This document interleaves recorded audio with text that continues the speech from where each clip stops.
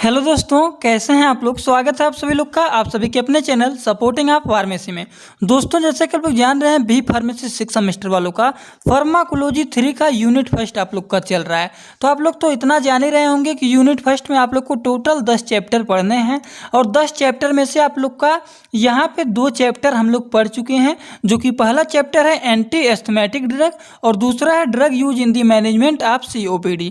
ये 2 लेक्चर हम लोगों ने 2 चैप्टर 2 लेक्चर में कंप्लीट कर लिया है। अगर आप लोग नहीं देखे हैं तो जाके प्लेलिस्ट में हमारे वीडियोज में देख लेना, आपको वहाँ पे मिल जाएगा। ठीक, आज के लेक्चर में तीसरा चैप्टर हम लोग स्टार्ट करेंगे और इसी ही लेक्चर में टोटल कंप्लीट करेंगे, जो कि है एक्सपेक्टोरेंट एंड एंटी टस्यू। तो 2 चैप्टर हम लोग का खत्म हो गया, तीसरा चैप्टर आज स्टार्ट है, आज यही भी खत्म हो जाएगा। ठीक, तो चलिए स्टार्ट करते हैं बिना देर किए हुए और जानते हैं एक्सपेक्टोरेंट एंड एंटी टस्यू क्या होता है। तो देखिए, सबसे पहले आप सभी लोग हेडिंग डालेंगे। देखिए यहाँ पे लिखा गया है C3 में चैप्टर 3 एक्सपेक्टोरेंट एंड एंटी टस्यू। क्या होता है एक्सपेक्टोरेंट एंड क्या होता है एंटी टस्यू। इसको जानने से पहले थोड़ा सा बेसिक आप लोग जानेंगे कि कफ क्या होता है। ये बात जानना जरूरी है कि कफ क्या होता है। तो चलिए देखते हैं कफ क्या होता है, इसको जानते हैं। इसको नहीं देखना, जो मैं थोड़ा सा हिंदी में आप लोग को समझाने जा रहा हूँ उसको ध्यान से सुनिए और समझिए, तो आप लोग को ये अपने आप से ही पता चल जाएगा कि क्या लिखा हुआ है।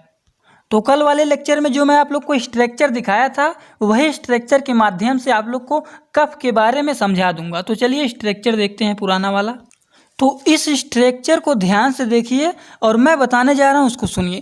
जब हमारे बॉडी के अंदर कोई भी फॉरेन पार्टिकल पॉल्यूशन हमारे बॉडी के अंदर आता है, जो कि हमारे बॉडी के लिए ठीक नहीं होता है, ठीक, रिस्पायरेटरी ट्रैक के अंदर वो आता है, तो हमारे बॉडी के जो मास्ट सेल होते हैं वो क्या होते हैं, वो एक्टिव हो जाते हैं और वहाँ पे इन्फ्लामेटरी मेडिएटर रिलीज हो जाते हैं। तो इन्फ्लामेटरी मेडिएटर कौन कौन से रिलीज होते हैं वो मैंने लेक्चर 1 में ही बताया था, हिस्टामिन और बहुत सारे बताए थे।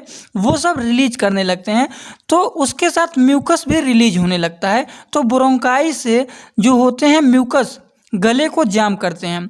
देखिए यहाँ पे जो ब्रोंकाई मसल्स होते हैं, यहाँ पे इन्फ्लामेशन होते हैं और म्यूकस भी रिलीज होने लगते हैं, जिससे हमारे गला जो होता है वो धीरे धीरे जाम हो जाता है, जिससे हमें सांस लेने में दिक्कत होती है। मीन्स एयरवे जो होता है एयरवे को ब्लॉक कर देता है, जिससे लोग झटके में कार्बन डाइऑक्साइड को बाहर निकालते हैं। अब झटके में कैसे बाहर निकालते हैं, झटके में जो बाहर निकालते हैं उसे खांसी की तरह आता है आवाज़। ठीक, जब खांसी थोड़ा थोड़ा जब लेते हैं लोग, उसी के द्वारा हमारा कार्बन डाइऑक्साइड बाहर निकलता है। ठीक, तो जब गले में इन्फेक्शन हो जाता है, वहाँ पे इन्फ्लामेशन हो जाता है और म्यूकस भी रिलीज हो जाते हैं, तो कार्बन डाइऑक्साइड निकलने में भी दिक्कत होता है। तो इसी वजह से खांसी आती है और खांसी के द्वारा ही कार्बन डाइऑक्साइड धीरे धीरे करके वो बाहर निकल जाते हैं। ठीक, आसानी से सांस ले नहीं पाते हैं, तो कार्बन डाइऑक्साइड उसी के माध्यम से निकल जाता है। जब खांसी आता है तो उसी के माध्यम से वो बाहर निकल जाता है। तो जो आवाज़ आती है वही होता है खांसी, या फिर उसी को बोलते हैं कफ। ठीक, जो आवाज़ खनखनाहट की आती है और उसी के द्वारा कार्बन डाइऑक्साइड बाहर निकलती है, तो वही हमारा खांसी होता है और उसी को बोलते हैं कफ। अब जब यहाँ पे हमारा मसल्स हो गए हैं, ब्रोंकाई मसल्स जो हैं यहाँ पे इन्फ्लामेशन हो गए हैं और बीच में म्यूकस भी रिलीज हो गया है, तो सांस लेने में दिक्कत होगा, ना ऑक्सीजन अंदर सही से आएगा, ना कार्बन डाइऑक्साइड बाहर निकलेगा। तो जब यहाँ पे थोड़ा सा आवाज़ होगा और खांसी की तरह होगा, तो उसी खांसी से हमारा कफ निकल जाएगा बाहर। ठीक, यही पूरा होता है हमारा कफ, या फिर खांसी बोलते हैं, खांसी के द्वारा ये बाहर निकलते हैं। ठीक दोस्तों, देखिए मैं कफ के बारे में बहुत ही अच्छी तरीके से एक लेक्चर में बताया हुआ हूँ, तो उस लेक्चर को थोड़ा सा मैं यहाँ पे दिखा दे रहा हूँ और वो डिस्क्रिप्शन बॉक्स में दिया हूँ मैं कि कफ कितने टाइप के होते हैं। कफ में मान लीजिए कफ आपको हो गया है तो कौन सा हो गया है, जैसे आपको खांसी आ रहा है तो खांसी में कौन सी सिरप का यूज करना है, कौन सा कफ हुआ है, ड्राई कफ सिरप क्या होता है, वेट कफ सिरप क्या होता है, उसके बारे में टोटल मैं बताया हूँ। थोड़ा सा ट्रेलर समझ लीजिए, तो ट्रेलर आप लोग को यहाँ पे दिखा दे रहा हूँ। तो देखिए मोबाइल में अपने आप सभी लोग सर्च कर लेना, वैसे मैं यहाँ पे सर्च कर दे रहा हूँ। लिखना है सपोर्टिंग ऑफ फार्मेसी। ठीक, तो सपोर्टिंग ऑफ फार्मेसी के यहाँ वीडियो पे आप लोग क्लिक करेंगे, चैनल पर क्लिक करेंगे, तो यहाँ पे देखिए बहुत सारे वीडियोज हैं। बहुत सारे वीडियोज में आप लोग को यहाँ पे क्लिक करना है। कहाँ पे क्लिक करना है, वीडियोज पे।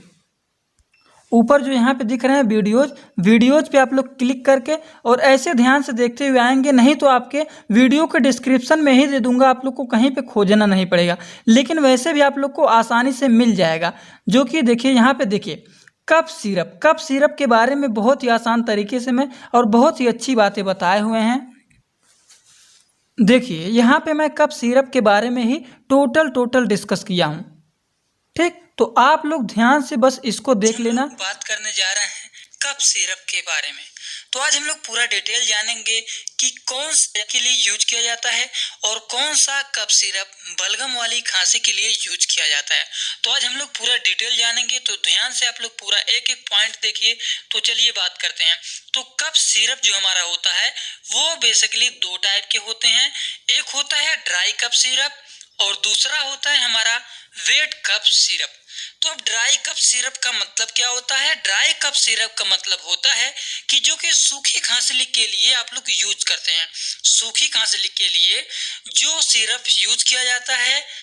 तो दोस्तों बस आप लोग को इतना ही दिखाना चाहता हूं कि आप लोग को कफ सिरप के बारे में मैं टोटल वहां पे बता दिया हूं। एक बार उस लेक्चर को पूरा देख लेंगे तो आपका कॉन्सेप्ट यहां पे टोटल क्लियर हो जाएगा। ठीक, तो इसीलिए मैं थोड़ा सा आप लोग को दिखाया हूं। आई होप आप लोग को लगता है कि टाइम वेस्ट हुआ है, तो टाइम वेस्ट नहीं हुआ है। आप लोग को दिखाना चाहता था कि आप लोग उसको पढ़ लेंगे तो यहाँ पे भी आप लोग को बहुत ज़्यादा हेल्प मिलेगा। ठीक, तो चलिए आगे बात करने जा रहे हैं तुरंत। उसका लिंक मैं डिस्क्रिप्शन बॉक्स में भी डाल दूंगा। अगर आप लोग चैनल पर खोज पाएंगे तो वहाँ पर दिखा दिया हूँ कैसे कहाँ पर मिलेगा, और वैसे डिस्क्रिप्शन बॉक्स में आप लोग को मिल जाएगा। ठीक, तो कफ क्या होते हैं? कफ के बारे में मैं बताया हूं कि कफ एक ऐसा प्रोटेक्टिव रिफ्लेक्स होते हैं जिसके कारण म्यूकस रिलीज होते हैं, किसमें? रिस्पायरेटरी ट्रैक में। एंड देयर आर 3 रीजन, इसमें 3 रीजन होते हैं जो कि कफ के कारण होते हैं, हमारे बॉडी में कफ के कारण होते हैं। ठीक, कौन कौन से? Bye the activation of respiratory track infection. Respiratory track infection activate के कारण भी ये होते हैं, कफ होते हैं। और by the activity of mechano chemo receptor which present, जो कि प्रेजेंट होते हैं थ्रोट में। ठीक, और by the activation of stretch receptor in lungs. इन तीनों के द्वारा क्या होते हैं? कफ के कारण होते हैं हमारे बॉडी में। ठीक, 3 कारण होते हैं इसके। चलिए बात करने जा रहे हैं कफ कितने टाइप के होते हैं, टाइप्स ऑफ कफ। तो देखिए on the basis of their function के आधार पर कफ 2 टाइप के होते हैं। एक होता है प्रोडक्टिव और दूसरा होता है नॉन प्रोडक्टिव। देखिए मैं ये सब बता रहा हूँ क्यों, अभी आप लोग को पता चल जाएगा। आप लोग प्रोडक्टिव और नॉन प्रोडक्टिव टाइप आप कफ जान लिए, लेकिन सबसे पहले थोड़ा सा ये जान लीजिए कि एक्सपेक्टोरेंट क्या होता है। अभी पूरा टोटल डिस्कस करेंगे। देखिए एक्सपेक्टोरेंट जो होता है ये हमारे यहाँ पर मसल्स जो होते हैं, म्यूकस जमा होता है हमारे ब्रोंकाई के पास, जो जमा हुआ है उसे हम 2 तरीके से बाहर निकालते हैं। जैसे कि वाटर के सिक्रेशन को बढ़ा देते हैं, और जब वाटर का सिक्रेशन बढ़ जाएगा, एक्सपेक्टोरेंट का काम क्या होता है? यही होता है कि ये यहाँ पे जो म्यूकस जमे हुए हैं, बल्कम जमे हुए हैं, तो उसे हम 2 तरीके से बाहर निकाल सकते हैं। वाटर के सिक्रेशन को बढ़ा दिया जाए, जब वाटर का सिक्रेशन बढ़ जाएगा तो म्यूकस जो होता है वो हल्का हो जाता है। जब वाटर का सिक्रेशन बढ़ेगा तो म्यूकस क्या होता है? थोड़ा सा हल्का हो जाएगा। और जब आप खांसेंगे, जब आप छींकेंगे तो छींकने के साथ साथ कफ जो होता है, बलगम जो होता है वो बाहर निकल जाता है। तो एक ये हो गया। ठीक, और म्यूकस जो होता है, म्यूकस म्यूसिन प्रोटीन का बना होता है। म्यूसिन प्रोटीन जो होता है वो म्यूकस का बना होता है। यदि म्यूसिन प्रोटीन्स का हाइड्रोलाइसिस किया जाए तो ऑटोमेटिक ये डाइल्यूट होकर के क्या हो जाएंगे? टूट जाएंगे, और जब खांसेंगे तो भी आपका कफ बाहर निकल जाएगा। ठीक, तो यही 2-3 तरीका हो गया। एक्सपेक्टोरेंट की बात किया हूँ, हिंदी में थोड़ा समझाया हूँ। और लिखना क्या है? 2 टाइप के होते हैं, एक होता है प्रोडक्टिव, एक होता है नॉन प्रोडक्टिव कफ।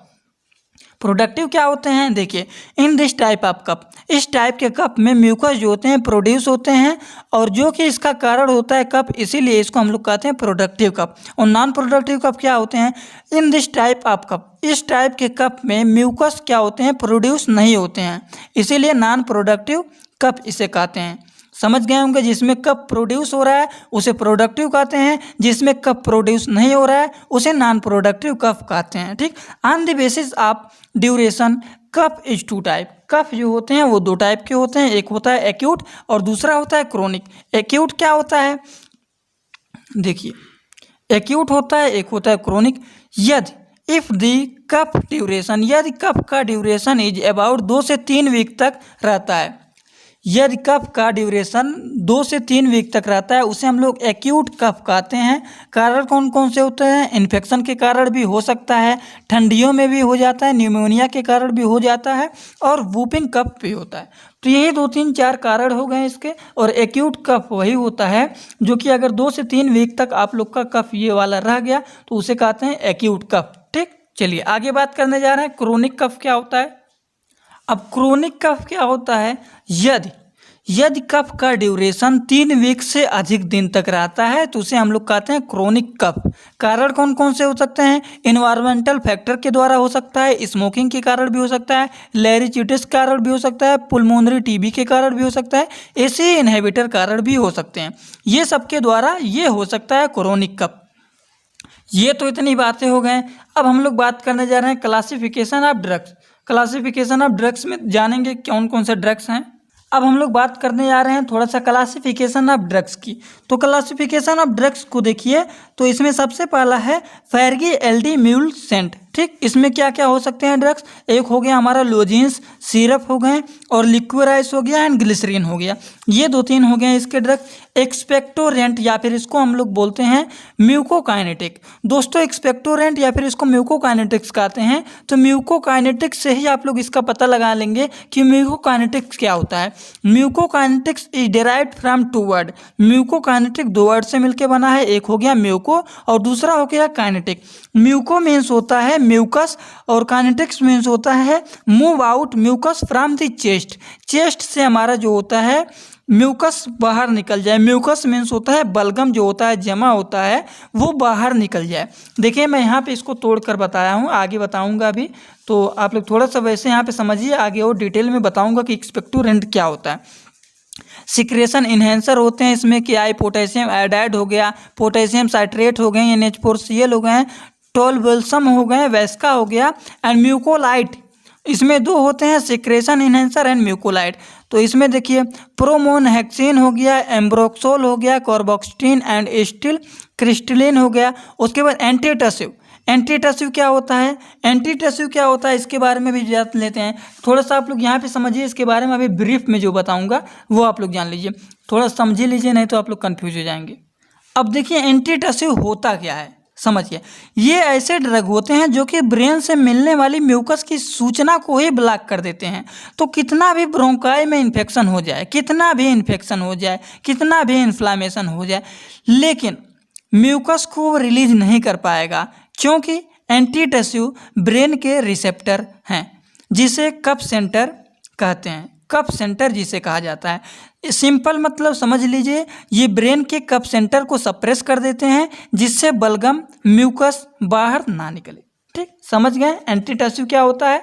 तो कौन कौन से देखिए यहाँ पे लिखा गया है, cough centre suspend. Cough centre को ये सप्रेस कर देते हैं, ब्रेन के कफ सेंटर को ये सप्रेस कर देते हैं जिससे म्यूकस रिलीज ना हो। ऑप्टाइड हो गए, नॉन ऑप्टाइड हो गए, एंटीहिस्टामिन हो गए, एंटीटसिव, ये सब हो गए। इसके बारे में आप लोग लिख लीजिएगा। ब्रीफ नोट की बात करने जा रहे हैं। एक्सपेक्टोरेंट या फिर mucokinetics. The term expectorant is derived from exist from the chest and mucus. Sorry, the term expectorant means क्या होता है? एक्सपेक्टोरेंट का मतलब क्या होता है? To derive exist from the chest the mucus and it is basically mucokinetic in nature. और ये बेसिकली किसके नेचर के होते हैं? म्यूकोकाइनेटिक नेचर के होते हैं। इसका नेचर जो होता है एक्सपेक्टोरेंट का किसके नेचर के होते हैं? म्यूकोकाइनेटिक नेचर के ये होते हैं। और म्यूकोकाइनेटिक 2 वर्ड में ड्राइव्ड किया गया है, म्यूको और काइनेटिक। इसका मतलब हो गया मीन्स मूव आउट, मूव करे, बाहर करे, किसको करे? Mucus from the chest. Chest से म्यूकस को बाहर निकालना। ठीक, इसका यही काम होता है। थोड़ा सा मैकेनिज्म जान लेते हैं कि क्या इसका मैकेनिज्म होता है। तो देखिए, the mechanism of expectorant is basically 2 type. 2 type होते हैं। कौन कौन से? सबसे पहले यह इंक्रीज करता है ब्रोंकियल सिक्रेशन को, इसीलिए डिक्रीज हो जाते हैं म्यूकस की विस्कोसिटी, इसीलिए डिक्रीज हो जाता है। So help in the release out, इसीलिए ये हेल्प करता है इसको रिलीज आउट करने के लिए। एंड दूसरा पॉइंट है इसका, इट इज ए म्यूकोलाइट। ये म्यूकोलाइट नेचर में होते हैं और ये डिसोसिएट करते हैं म्यूकस प्रोटीन को जो कि प्रेजेंट होता है किसमें? म्यूकस में। And after the dissociation mucus release होता है इन आउटसाइड। ठीक, आउटसाइड की तरफ ये रिलीज हो जाते हैं। और the bronchial secretion can be increase, और ब्रोंकियल सिक्रेशन इंक्रीज हो जाते हैं दो मेथड के द्वारा। एक होता है डायरेक्ट मेथड और दूसरा होता है रिफ्लेक्स मेथड। तो डायरेक्ट मेथड क्या होता है, रिफ्लेक्स मेथड क्या क्या होते हैं। डायरेक्ट में हो गया वोलेटाइल हो गया, इकोलाइट आयल हो गया, एल्कोहल क्लोव आयल हो गया, ये सब डायरेक्ट मेथड है। रिफ्लेक्स मेथड में गैस्ट्रिक इरिटेंट इंक्रीज हो जाता है, रिस्पायरेटरी सिक्रेशंस हो जाते हैं। ठीक, तो ये तो था इसका एक्सपेक्टोरेंट का थोड़ा सा ब्रीफ नोट, ब्रीफ जाने हम लोग। अब एंटीटसिव के बारे में जान लेते हैं। एंटीटसिव क्या होता है। एंटीटसिव सिंपली मैं बताया हूँ कि ये ब्रेन के कप सेंटर को सप्रेस करते हैं, जिससे बलगम म्यूकस जो होता है वो रिलीज ना हो। ठीक, ये ड्रग ब्रेन से मिलने वाली म्यूकस की सूचना को ही ब्लॉक करते हैं। तो कितना भी ब्रोंकाई में इन्फेक्शन हो जाए लेकिन म्यूकस रिलीज नहीं होगा, क्योंकि एंटीटसिव ब्रेन के रिसेप्टर जो होते हैं, जिसे कप सेंटर कहते हैं, उसे ही ब्लॉक करते हैं। ठीक, ये ब्रेन के कप सेंटर को सप्रेस कर देते हैं, जिससे म्यूकस रिलीज ना हो। यही हमारा एंटीटसिव होता है। आई होप आप लोग समझ गए होंगे। तो antitussive are basically cough centre suppressant, they act on the CNS and they basically stop, और ये बेसिकली स्टॉप करते हैं कप सस्पेंट सेंटर रिसेप्टर को। जब कप सेंटर सप्रेंट हो जाते हैं, स्टॉप हो जाते हैं, देन दे रिलीफ, तब रिलीफ मिलता है म्यूकस ऑफ ब्रोंकाई, ब्रोंकाई के म्यूकस से रिलीज मिलता है और स्टॉप हो जाता है, और रिलीफ मिलता है किससे, कफ से रिलीफ मिलता है। कोडीन क्या होता है, codeine is a opium alkaloid which is obtain, जो कि ऑब्टेन किया जाता है किस प्लांट से, पेप्पी प्लांट से ये ऑब्टेन किया जाता है। And it is most selective for the cough suppressant, जब ये बाइंड करता है किसके साथ, कप के साथ जब ये बाइंड करता है, तो देखिए cough receptor and stop, cough receptor और स्टॉप कर देते हैं म्यूकस के रिलीफ को इन दी 6 आवर, 6 घंटे के अंदर ये रिलीज कर देते हैं और म्यूकस को स्टॉप कर देते हैं। नेक्सलोन हो गया is an antibiotic of codeine, naloxone एक ऐसा एंटीबायोटिक है जो कि कोडिन का है। एडवर्स इफेक्ट क्या क्या इसके होते हैं तो वो भी जान लेते हैं। एडवर्स इफेक्ट जो होता है, इंक्रीज रेस्पिरेटरी डिप्रेशन, ड्रोसाइनस हो गया, एम्पायर ड्रग हो गया। कंट्राडाइजेशन क्या होता है, अस्थमा पेशेंट के लिए होता है, चिल्ड्रन के लिए होता है। ये सब इसके बारे में आज के लेक्चर में हम लोग टोटली जान लिए कि एक्सपेक्टोरेंट क्या होते हैं और एंटीटसिव क्या होता है। तो यूनिट फर्स्ट में हम लोगों ने 3 चैप्टर कंप्लीट कर लिया है। 3 चैप्टर आप लोग ध्यान से, 3 पार्ट है, केवल 3 पार्ट में देखेंगे तो आप लोग को समझ में आ जाएगा। अगर आज का लेक्चर आप लोग को पसंद आया हो तो वीडियो को एक लाइक जरूर कर देना और अपने सभी दोस्तों के पास शेयर कर देना। कहीं पे कोई भी डाउट हो तो कमेंट बॉक्स में जरूर पूछना। तो चलिए, thanks for watching my video, like comment share and subscribe this channel. Thank you.